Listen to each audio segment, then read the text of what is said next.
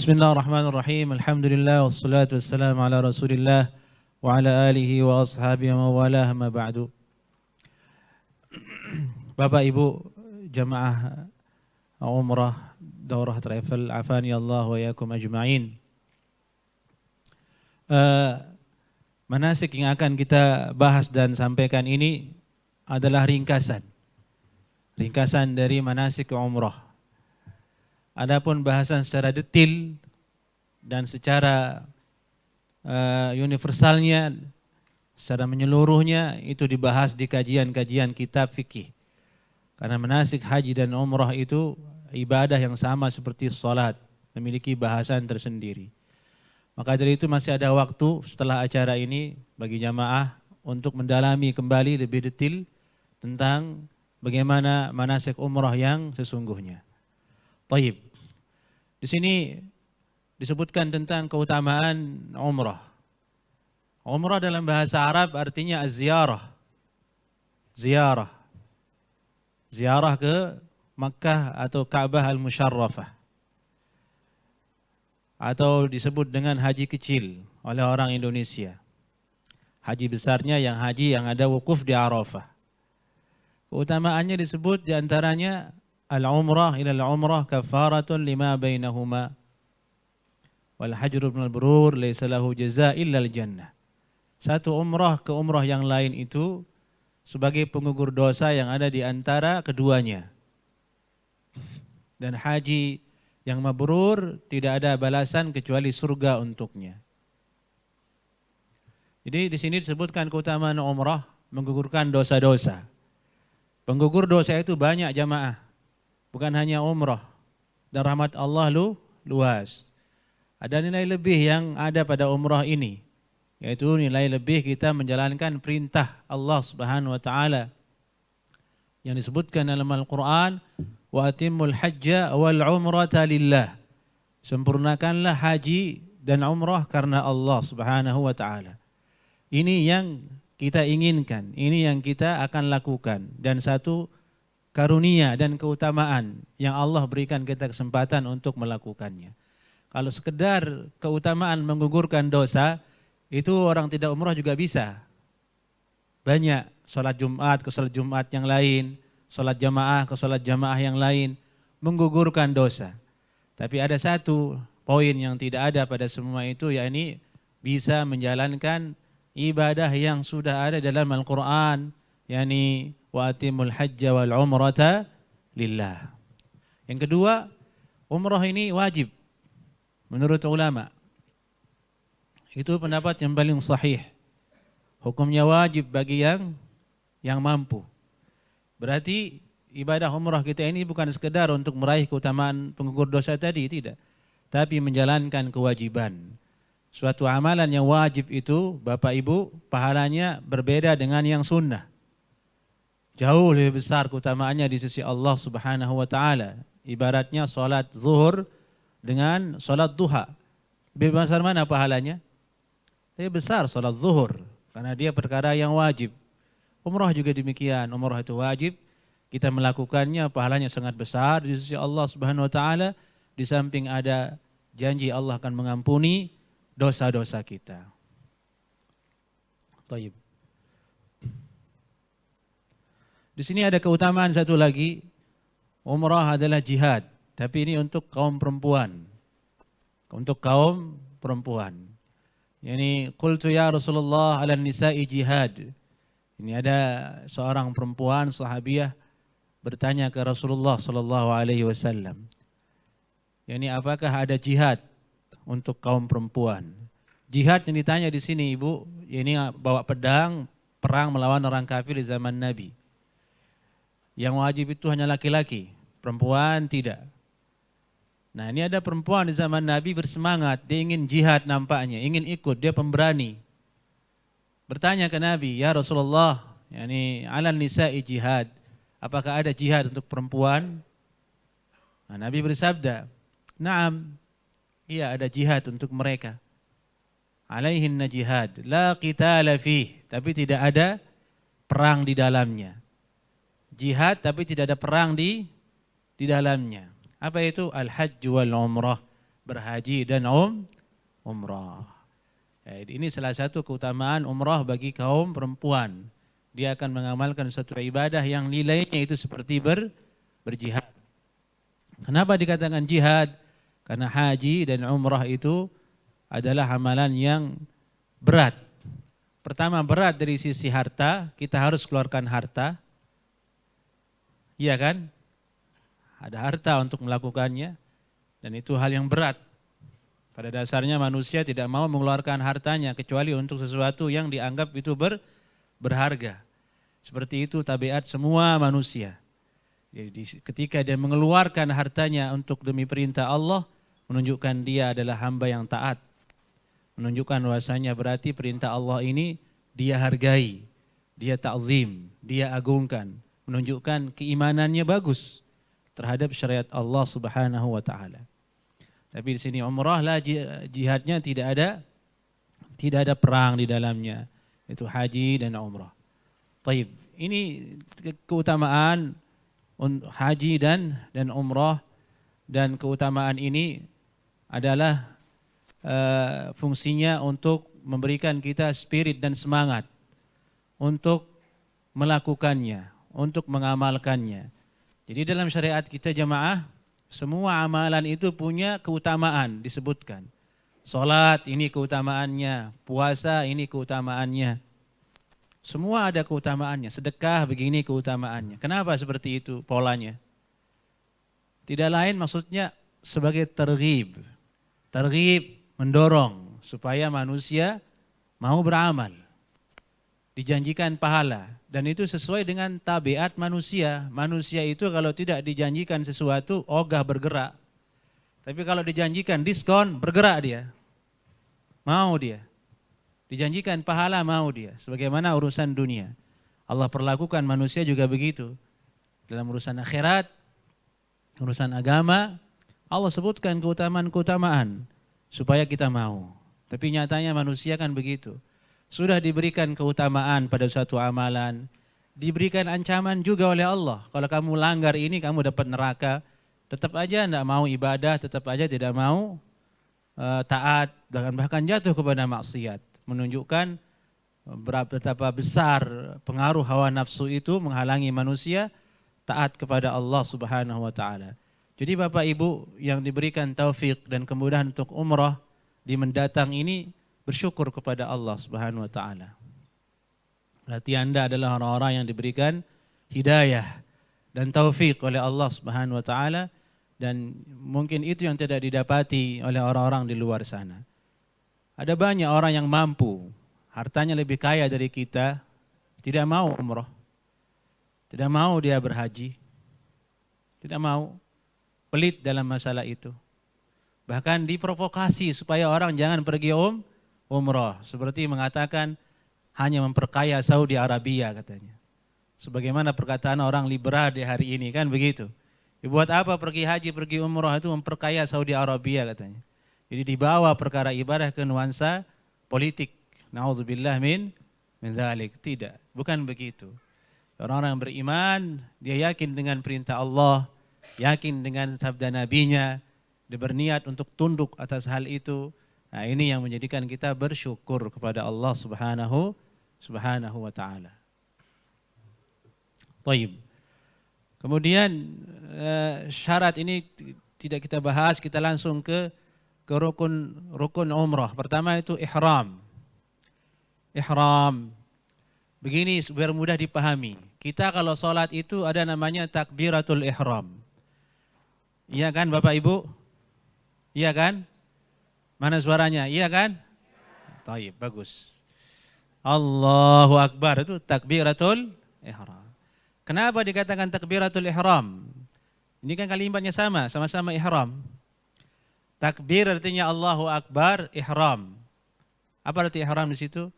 Yang mengharamkan, maksudnya itu perbuatan-perbuatan yang tadinya boleh kita lakukan sebelum takbir itu menjadi terlarang setelah kita mengatakan Allahu Akbar. Makan, minum sebelum Allahu Akbar salat boleh hukumnya. Ngopi, minum boleh. Ketika sudah Allahu Akbar, Boleh enggak orang makan minum dalam sholat? Tidak boleh. Artinya dia sudah masuk ke dalam sholat. Ihram umrah juga begitu. Ihram di sini maksudnya adalah awal mula orang akan mengatakan labbaik Allahumma umratan atau labbaik Allahumma bihajjah. Ini kalau umrah dan haji. Jadi itu maksud dari ihram. Awal mula orang untuk mulai ibadah umrah. Orang yang melakukannya disebut muhrim. Orang yang muhrim, perempuan muhrimah. Nah, kalau kita sudah paham ini, kita lihat kemudian apa saja adab yang mesti kita lakukan ketika kita ihram. Atau apa saja yang harus diperhatikan, sifat ihram itu seperti apa. Baik, di sini disebutkan hal-hal yang mana? Ini sunnah-sunnah ini. Ya, ini perkara-perkara yang hendak kita lakukan sebelum kita ihram. Sebelum kita ihram. Apa itu? Mandi. Mandi seperti mandi junub. Basah kepala semuanya. Kemudian yang kedua, motong kuku, bulu ketiak dan bulu kemaluan, merapikan kumis dan sebagainya. Ini kamaliyat. Bagian dari istikmal, penyempurnaan dari membersihkan diri. Yang ini yang kita lakukan yang tanggal 4 nanti di rumah masing-masing. Di rumah masing-masing. Hari Sabtu itu macet Jakarta, Jabodetabek ini jamaah. Terakhir sampai bandara jam berapa? Jam 2. Jam 2 siang. Berarti Bapak Ibu itu berangkat jam berapa rencananya kalau dari Bekasi ke bandara? Jangan terlalu pagi, ntar masuk angin di sana.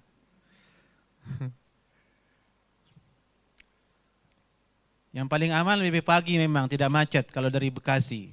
Jam 7 itu melesat ke bandara, ke Zulkaflia itu tidak macet.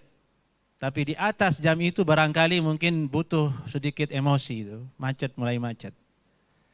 Tapi intinya amalan mandi ini kita lakukan di rumah. Jadi mandinya antum di rumah itu ihram. Tapi kita belum masuk ke dalam ihram. Itu amalan sebelum kita ihram. Mandi yang bersih semuanya. Bahkan ulama mengatakan disunahkan jima dulu. Bagi yang tidak bisa meninggalkan perbuatan itu. Agar lebih merasa longgar, lebih merasa rehat badannya. Bagi yang punya istri, kalau belum menikah dulu, nah apa-apa. Disunahkan. Kemudian setelah itu, selesai ini semuanya, setelah mandi, baru kita pakai baju. Baju ihram tadi itu. Bawahan dan atasan. Teknisnya kita nanti tanggal 4, jangan di rumah pakai ihramnya, nanti tetangga bingung. Apalagi tetangganya kan belum ngaji, kan belum pernah ngaji manasik. Memang Ka'bah di Bekasi ya katanya. Pakai pakaian biasa kita bapak-bapak, biasa bawahan dan atasan. Tapi kain ihramnya dibawa di luar tuh. Nanti kita pakai setelah kita check in semuanya, sudah bawa tiket, sudah melalui pemeriksaan-pemeriksaan yang seperti itu di bandara, sudah tidak ada lagi pemeriksaan, kita tinggal naik pesawat, di situ kita istirahat mengganti pakaian. Ini untuk laki-laki. Dan ini belum ihram kita, masih persiapan ihram. Ada opsi kedua bagi yang merasa tidak enak pakai itu nanti di bandara, boleh di pesawat, tapi Anda akan bergiliran dengan jamaah lain. Giliran masuk ke toilet pesawat. Dan itu lebih ribet. Pengalaman yang pernah kami lihat. Lebih enak di bawah. Tinggal duduk di kursi, makan, minum. Tidak lagi kemana-mana kecuali ke toilet untuk kencing dan lain sebagainya. Baik. Kemudian kita pakai minyak wangi, boleh. Tadi seperti yang ditanyakan oleh Ibu. Memang disunnahkan kita menggunakan minyak wangi di badan. Dan Nabi diperlakukan seperti itu oleh istrinya, oleh Aisyah radhiyallahu taala anha. Dulu beliau Aisyah yang meminyak-wangikan badannya Nabi SAW sebelum beliau ihram. Dan itu salah satu dalil ulama mengatakan bolehnya memberikan minyak wangi ke pakaian ihram. Meskipun dalil ini dikritik oleh ulama karena dalil yang lebih sahih mengatakan Nabi melarang seseorang meminyak-wangikan kain ihramnya ketika dia umrah. Nabi menyuruh untuk membukanya. Baik. Ini dia amalan-amalan kita sebelum masuk ke ihram itu. Satu lagi kemudian salat sunnah. Disunnahkan kita salat sunnah ihram. Kalau kita sudah seperti ini nanti di sana di bandara, di masjid bandara itu kita salat sunnah. Niat salat sunnahnya apa? Salat sunnah ihram 2 rakaat. Ayatnya pertama qul ya ayyuhal kafirun, yang kedua qul huwallahu ahad. Bagi kaum ibu juga sama, disunnahkan salat sunnah kecuali haid. Tapi kalau tidak disunnahkan salat sunnah ihram. Pertanyaannya lagi di mana salat sunnah? Nanti di sana. Di masjid di bandara sebelum naik pesawat. Tapi itu pun kita belum mulai ihram. Ini sebelum ihram. Bagaimana kalau salat di pesawat? Bisa, tapi ribet. Sekarang pesawat kita Saudi ya, Pak Haji. Saudi tidak seperti dulu. Waktu di zaman saya masih bolak-balik Mekah Madinah, dulu enak Saudi itu. Kursinya agak renggang, jaraknya, makanannya pun sedap-sedap. Enak. Sekarang berubah, disempitin sama dia. Niru Lion Air dia. Berguru ke sini. Dulunya nggak begitu dia dulu Saudi itu. Mudahan ini direksi Saudi mendengar ini. Dulu nyaman, Saudi itu the best. Enak. Baru semua. Sekarang Masya Allah, terakhir kemarin umrah, itunya nggak nyala tuh, TV yang di depannya itu nggak nyala. Tempat duduknya udah mulai bermasalah dia. Nggak seperti dulu, itu harus bersabar. Tapi keselamatan nomor 1. Kita tenang kalau Saudi itu tenang kita. Prosedurnya betul-betul dia lakukan. Dari itu semoga Allah menjauhkan kita dari mara bahaya dan musibah ya. Tidak pernah terjadi kedengaran ada kecelakaan pesawat umrah itu tidak ada. Semoga Allah menjaga nanti kita semua termasuk rombongan yang tanggal 4. Tanggal 4 ngomong-ngomong semuanya pernah naik pesawat kan? Udah jago kan? Tidak ada yang fobia dengan pesawat. Karena ada juga orang yang fobia dengan pesawat. Dan itu masalah itu. Ada orang fobia dengan pesawat, tidak berani naik pesawat, takut ketinggian. Dia harus minum obat tidur.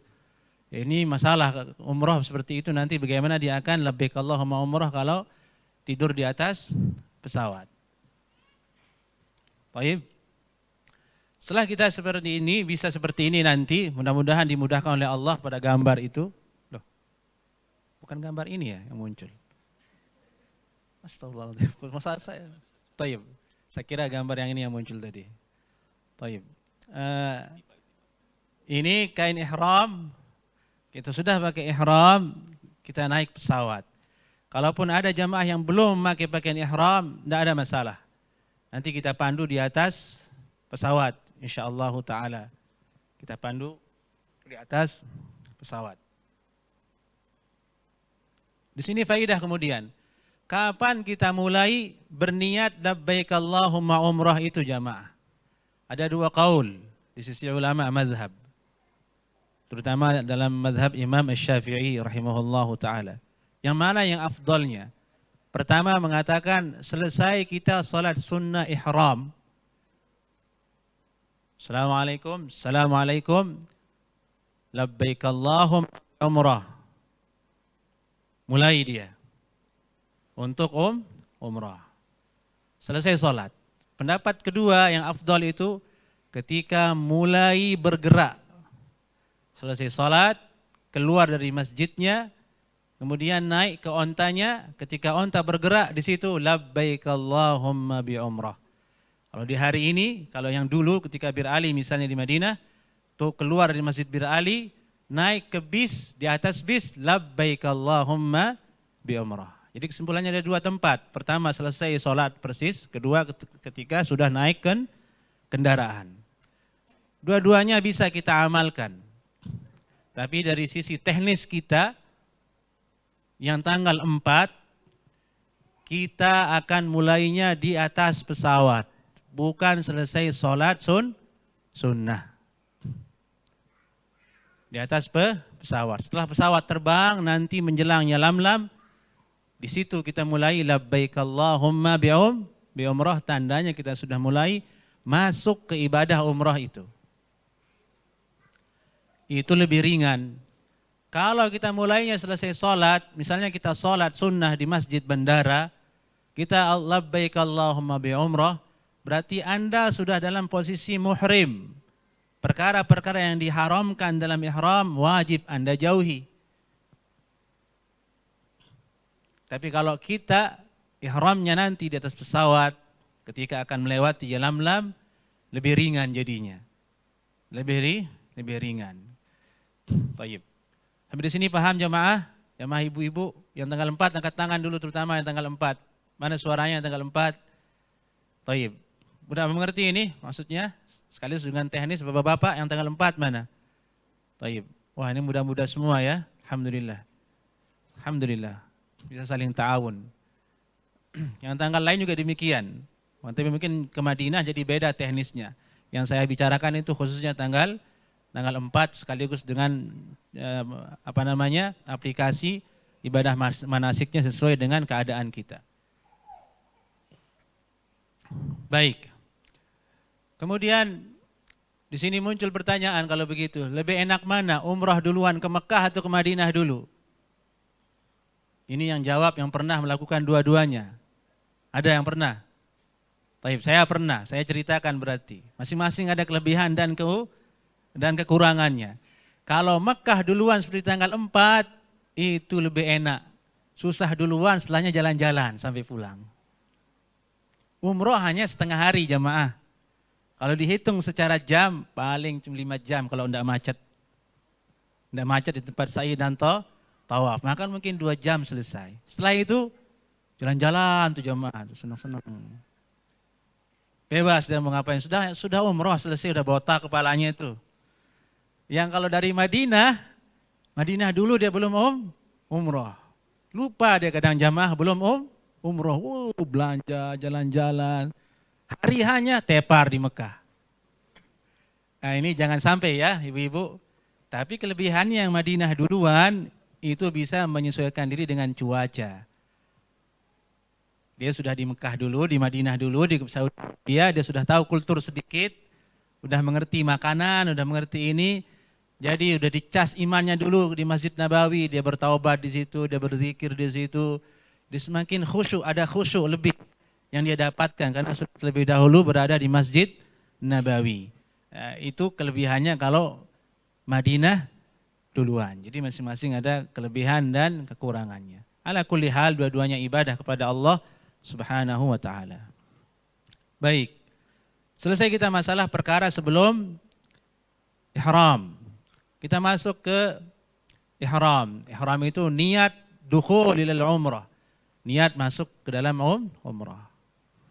Wajib kita niat di hati. Saya talbiyah untuk umrah. Jangan dilafazkan. Kalau tidak berniat, tidak sah umrahnya. Innamal a'malu binniyat. Rukun dari ihram itu yang paling utama berniat.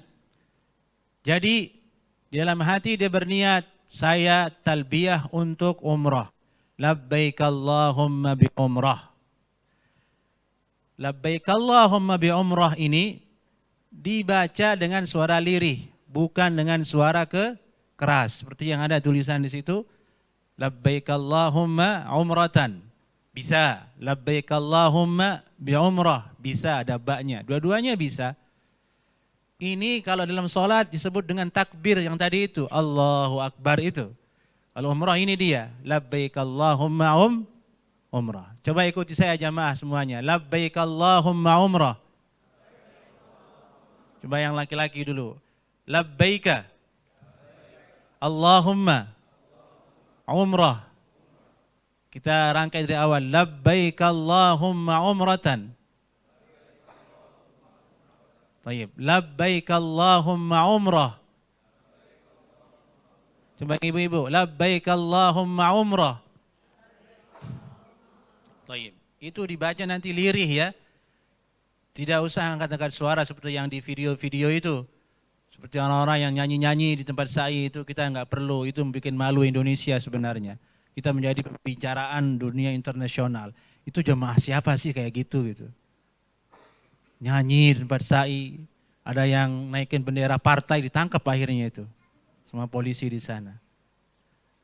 Dan ini nanti masuk ke dalam adab juga kita umroh jamaah. Kita harus tundukkan pandangan ya untuk bapak-bapak ya. Yang nggak bawa istri, wajib kita tundukkan pandangan. Kalau ingin lihat sesuatu, lihat burung aja lah. Banyak merpati di sana. Jangan yang hidup, berbahaya. Karena ada kasus di sana kemarin tuh ada naudzubillah min dzalik, dipenjarakan itu ada jamaah umroh, isunya dia isu pelecehan seksual ke perempuan Maroko atau kemana itu, nggak sabar tangannya, akhirnya gimana detailnya wallahu alam. Hal seperti itu tidak boleh kita jatuh ke dalamnya. Dan ini dari sekarang kita wanti-wanti. Karena Saudi ketat sekarang, ada pelanggaran sedikit penjara. Penjara di sana ngeri. Enggak ada yang nyebut kita di sana, Indonesia. Saudi, keluarga ada di sini. Nauzubillah min dzalik. Jadi itu pelanggaran-pelanggaran terkait dengan pemerintah di sana kita hindari sejauh-jauhnya. Tapi insya Allah jamaah Indonesia itu terkenal ramah, baik, taat aturan. Tidak ada masalah dengan kita insya Allah ta'ala. Setelah kita labbaik Allahumma umrah jamaah, disunnahkan kita talbiyah. Dari sejak awal kita mulai niat masuk ihram, disunnahkan baca labbaik Allahumma labbaik, labbaik la syarika laka labbaik, innal hamda wa ni'mata laka wal mulk la syarika lak. Ini dibaca sejak awal kita mulai selesai labbaik Allahumma umrah sampai kita bertemu Ka'bah. Bertemu Ka'bah untuk yang tanggal 4. Jadi zikir kita itu tidak ada yang lain. Dan itu zikir yang sangat mahal ketika umroh saja. Zikir yang lain kan banyak gitu ya. Subhanallah, alhamdulillah, Allahu Akbar, siapa saja bisa. Tapi labbaik Allahumma labbaik ini hanya bisa dilakukan oleh orang yang umroh dan orang yang berhaji. Baik. Meskipun ini sunnah yang sangat dikuatkan dan satu-satunya amalan yang paling bagus bagi orang yang umroh, tapi banyak jamaah yang melalaikannya. Sedikit orang yang bertalbiyah. Talbiyahnya awal saja, labbaik Allahumma umrah. Sisanya nonton di pesawat. Ini yang bahaya. Bahaya yang namanya tontonan. Nanti jamaah tanggal 4, kalau bisa jangan tergoda dengan tontonan yang ada di pesawat itu. Kalau nggak salah itu filmnya box office semua itu, baru keluar semua. Di tangannya mau, ini aja nih gitu. Panggil pramugarinya, gimana caranya nonton ini, nonton ini. Ingat, kita sedang umrah. Tapi kalau yang posisinya ke Madinah duluan, lebih santai dia. Dia mau ke Madinah, nonton dia itu perjalanan tuh.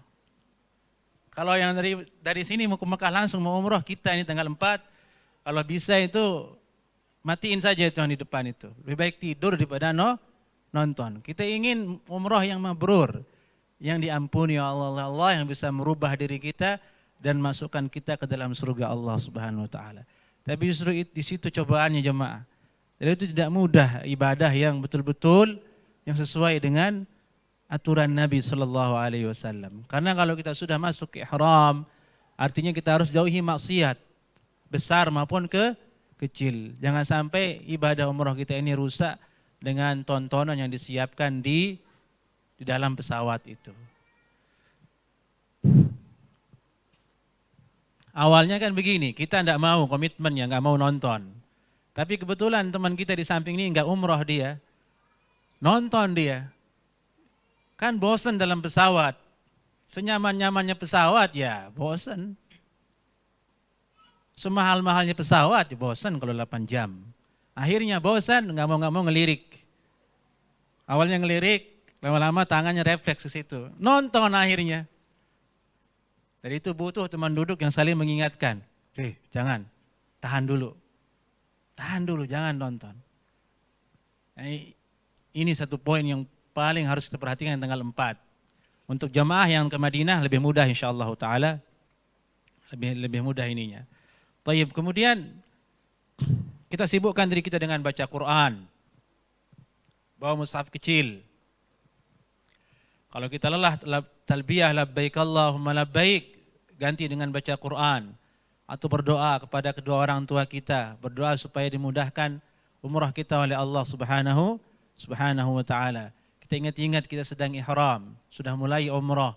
Tidak boleh kita jidal, berdebat, tidak boleh kita emosian dengan orang lain, bersengketa dengan orang lain. Kita sabar.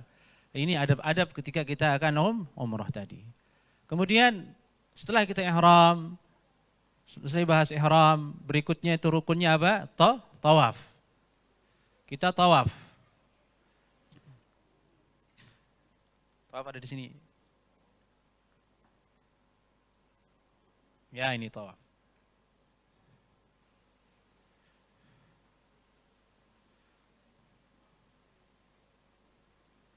Taib. Tawaf. Kita langsung ke teknis ya. Tawaf itu maksudnya memutar, tawafa yatufu, berputar, mengitari Ka'bah. 7 kali putaran.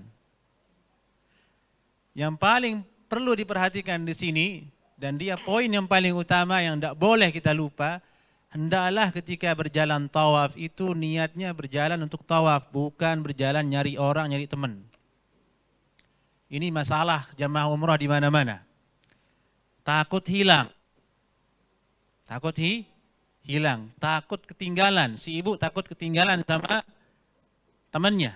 Akhirnya dia melangkah dengan tujuan menyusul kawannya. Bukan melangkah untuk tawaf.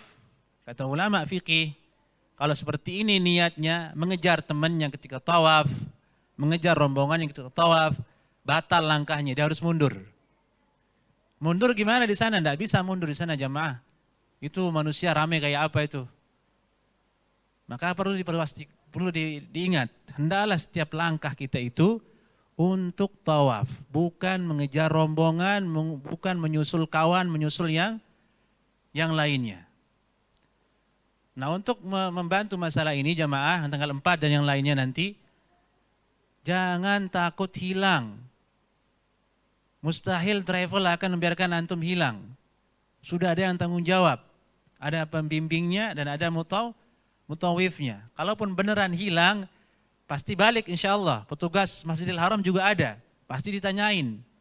Kamu di mana? Jadi jangan takut hilang. Maksudnya adalah kebanyakan kasus jamaah umrah itu melakukan pelanggaran tawaf karena takut hilang. Dia berjalan nyusul teman begini kan.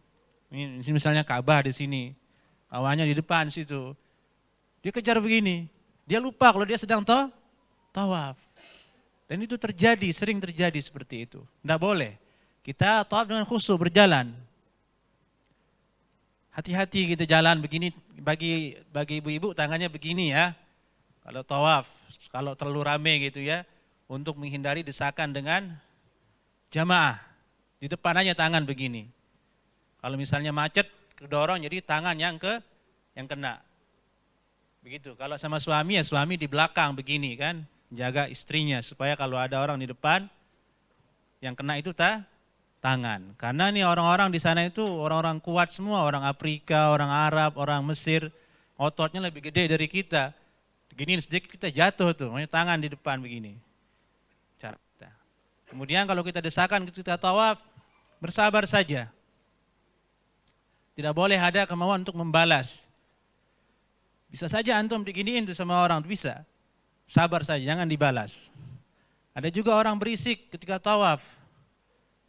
Berisik, teriak-teriak, sabar saja. Bagaimana lagi, susah untuk diatur mereka.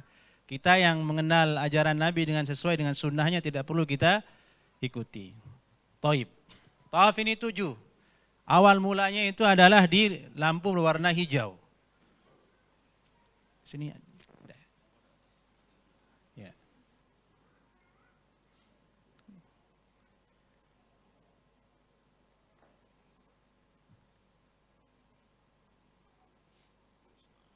Nah ini.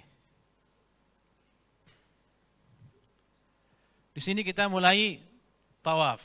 Di bagian Hajar Aswad tersebut. Itu ada 2 garis hijau. Yang kedua di sini kita mulai nih, yang kedua itu. Garis hijau yang kedua, di situ kita mulai untuk berniat tawaf. Mulai tawaf biasa saja, nanti kita rombongan, saya di depan, jamaah di belakang yang tanggal 4 ini. Yang ibu-ibu juga demikian, ikuti saya formasinya nanti kita bareng-bareng. Tapi tetap ingat jangan takut tertinggal. Ibadah masing-masing tawaf, tapi tetap melihat kawan nanti dibimbing. Mulai berjalan, apa yang kita baca terus? Baca yang kita bisa jamaah. Apa yang antum hafal? Apa yang antum ingin baca? Antum berdoa, bagus. Baca apa yang kira-kira bacaan itu adalah amalan kita selama di Indonesia yang kita merasa dekat, tentram dengan bacaan sunnah tersebut. Misalnya antum hafalnya itu la ilaha illa anta subhanaka inni kuntu minadz zalimin, ya sudah. Baca saja itu selama tawaf, kecuali nanti di antara sudut Hajar Aswad dengan sudut Yamani, di situ Rabbana atina fid dunya hasanah. Kalau yang lainnya itu zikir yang kita kuasai. Zikir yang bisa membuat kita khusyuk, karena inti ibadah itu khusyuk, bukan sekedar bergerak lidah. Apa yang kita baca, kita pahami, kita mau tahu maksudnya sehingga kita bisa meneteskan air mata. Itu fungsinya, itu maksud dari berzikir ketika tawaf. Kita ingat diri kita banyak dosa, kita akan di akhirat nanti, pakaian kita hanya bawahan dan atasan. Si ibu juga ingat dirinya banyak dosa, di istighfar, doakan kedua orang tua di situ. Itu amalan kita ketika tawaf. Dari itu tidak dianjurkan mengangkat suara karena mengganggu orang lain, mengganggu ibadahnya orang lain. Taib. Di tawaf ini jamaah, nanti di awal kali kita melihat Ka'bah, sebenarnya ada zikir sebelum tawaf itu. Ketika masuk Masjidil Haram, ketika pertama kali melihat Ka'bah, itu ada aura yang tidak pernah kita lihat sebelumnya. Ada rasa yang dahsyat dan luar biasa. Kita bertemu dengan arah kiblat kaum muslimin, rumah yang dimuliakan Allah Subhanahu wa taala. Sebenarnya ada zikir yang dibaca tapi tidak warid dari sunnah Nabi sallallahu alaihi wasallam. Jadi tidak harus kita pelajari itu, intinya kita lihat saja dan bersyukur sudah sampai di situ. Di situ mau menangis boleh. Biasanya di situ banyak orang menangis karena baru pertama melihat dahsyatnya Ka'bah dan bagaimana kekhusyuan yang ada di dalam hati kita. Dan itu hanya bisa didapat dengan cara apa? Banyak bertalbiyah sebelumnya. Labbaik Allahumma labbaik, labbaik. Dibaca terus itu. Nanti ketemu Ka'bah, iman kita sudah siap. Yang ini kita bertemu Ka'bah dan kemudian tawaf. Selesai kita tawaf 7 kali. InsyaAllah tidak ada kejadian lupa insyaAllah. Kalaupun lupa kita ambil bilangan yang terkecil. Misalnya lupa, kayaknya saya 7 atau 6 ya. Ambil aja 6, tambah sekali lagi. Kemudian adab tawaf ini, khususnya untuk kita nanti tanggal 4 yang lain ya. Kita tidak perlu memaksakan diri untuk dekat dengan Ka'bah. Karena saya dengar info dari kawan-kawan di sana hari ini, di sana ramai seperti Ramadan. Ramai sekali orang umroh. Kalau kita memaksakan diri untuk dekat dengan Ka'bah, artinya banyak energi yang akan terkuras. Bahkan mungkin kita bisa sakit setelahnya. Bahkan mungkin tidak bisa juga karena akan terdorong oleh jamaah yang lain. Karena semua mau dekat ke Ka'bah. Sementara tempat terbatas. Jadi ya agak jauh-jauh dikit lah. Tapi enggak yang sampai yang terlalu ujung situ. Itu kalau terlalu ujung itu gempor nanti, jauh jadinya. Kita yang agak dekat, pertengahan lah. Kita di pertengahan jamaah. Di sana kita tawaf 7 kali.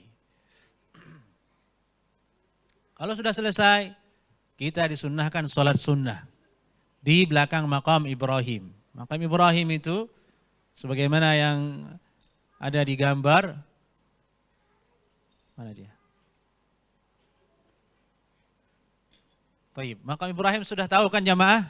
Warna kuning seperti ini. Ya. Kita tidak perlu pengen nengok-nengok, itu nggak perlu ketika tawaf.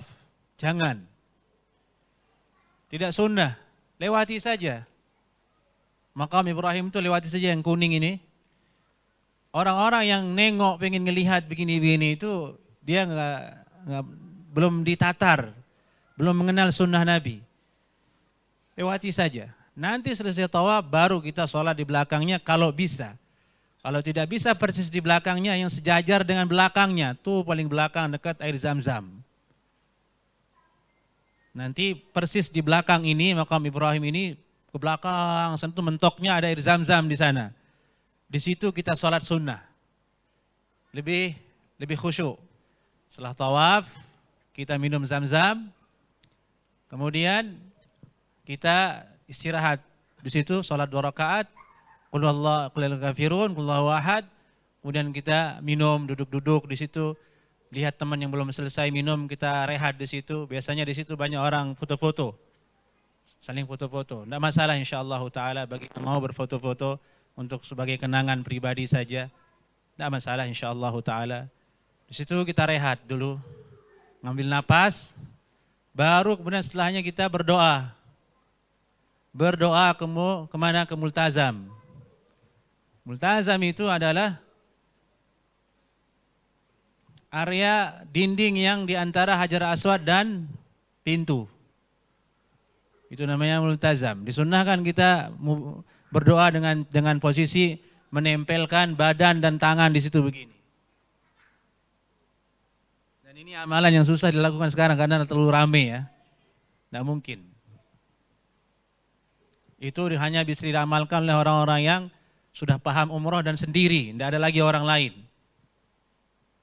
Kalau masih ada jamaah tidak bisa, karena semua jamaahmu seperti itu dan banyaknya hampir mencapai jutaan orang, tidak mungkin, tempatnya kecil.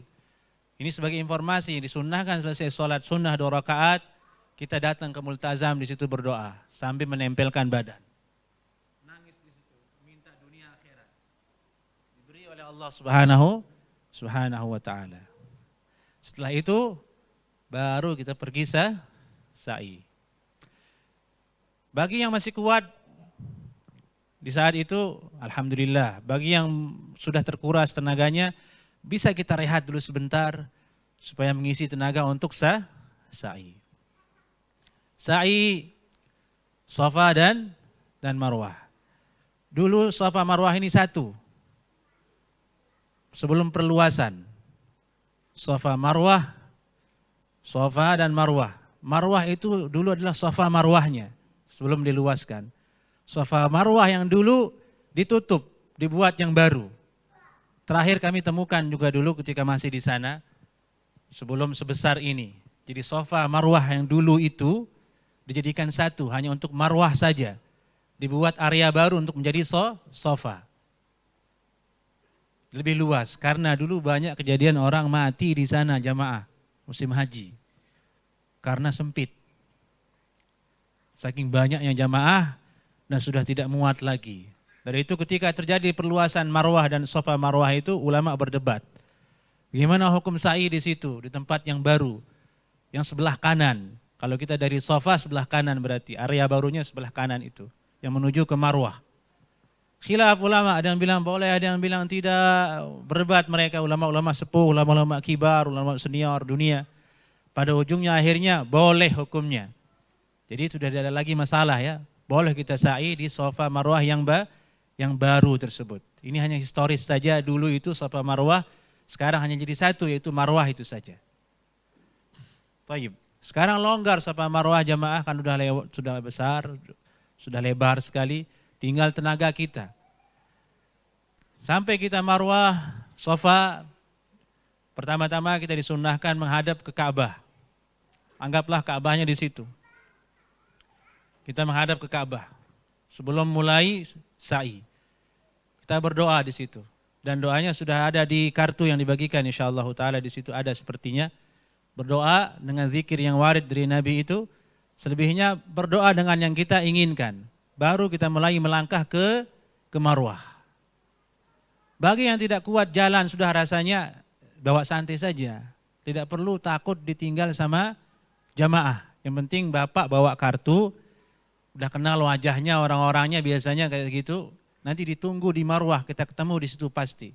Kita bimbing di situ. Tidak perlu khawatir. Kita mau ibadah yang santai, ibadah yang khusyuk, yang sesuai dengan tuntunan Nabi SAW. Kemudian dianjurkan kita berlari. Berlari-lari kecil, di situ sudah ada lampunya berwarna hijau. Bagi yang kuat berlari. Bagi yang kuat berlari. Kalau yang perempuan jangan berlari, jalan biasa saja, yang laki-laki saja. Apa yang kita baca? Ada zikir warid, sudah disebutkan di situ di dalam manasik yang ada. Mau diganti dengan lain, bagaimana hukumnya? Boleh. Ganti dengan bacaan lain. Mau baca Al-Quran, mau baca zikir yang lain, boleh hukumnya. Itu waktu untuk berzikir. Sampai di Marwah sama.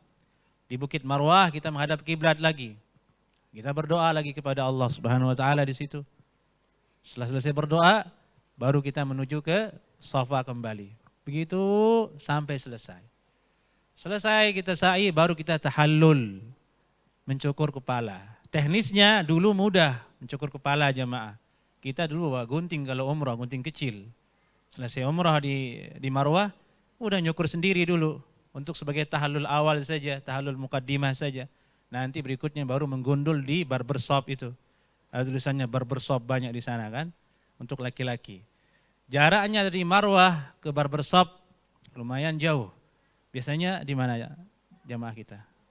Di bawah Safa itu kan, sudah langganan di situ. Untuk jamaah nanti kita selesai umroh, kita akan jalan kaki menuju tempat tukang cukur. Di situ kita berbotak ria bareng-bareng. Berbotak ria bareng-bareng.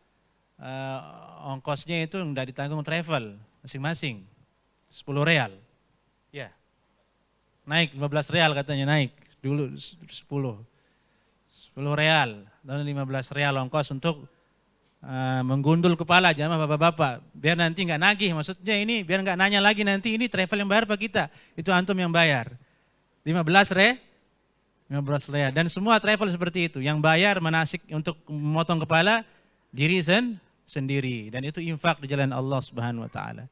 Yang nyukur antum orang Pakistan, orang Bangladesh, orang India. Jadi agak kasar dia, kepala kita digini-giniin sama dia. Dipukul-pukul, santai saja biasa.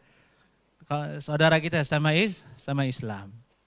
Kalau kita sudah tahallul, sudah selesai kita, di situ kita bawa tas kecil yang pakai baju ganti itu.